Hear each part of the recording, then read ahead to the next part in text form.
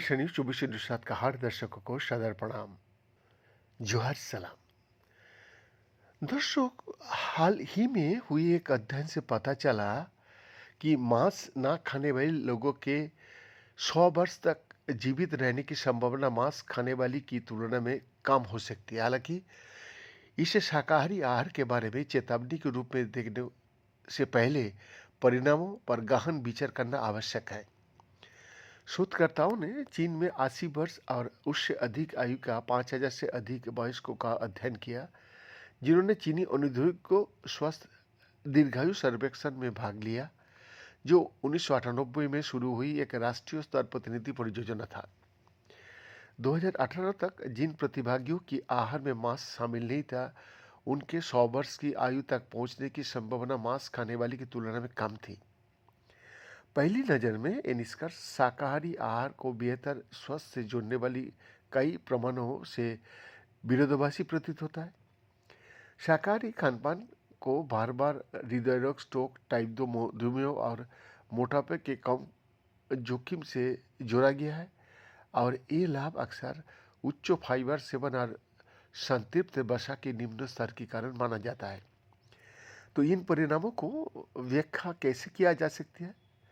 इस अध्ययन से आहार और दीर्घायु के बारे में व्यापक निष्कर्ष निकालने से पहले कई प्रमुख कारकों पर विचार करना आवश्यक होगा।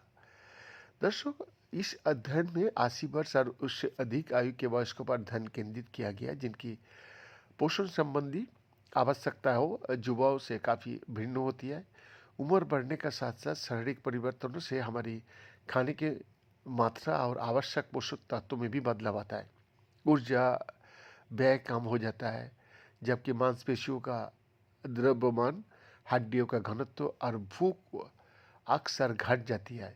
इन परिवर्तनों से कुपोषण और दुर्बलता का खतरा भी बढ़ जाता है। दर्शक, मांस रहित आहार एक स्वस्थ लाभों की अधिकांश प्रमाण युवा वयस्कों पर किए गए अध्ययन से प्राप्त होता है, न कि दुर्बल वृद्ध आबादी से।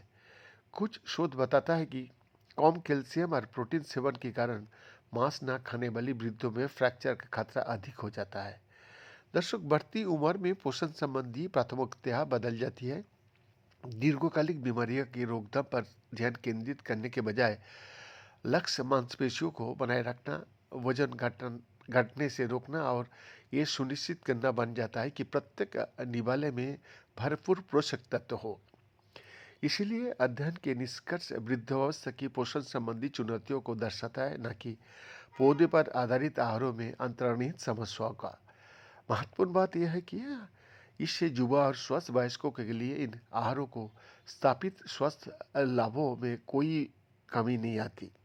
डी एन का एक्सक्लूसिव रिपोर्ट।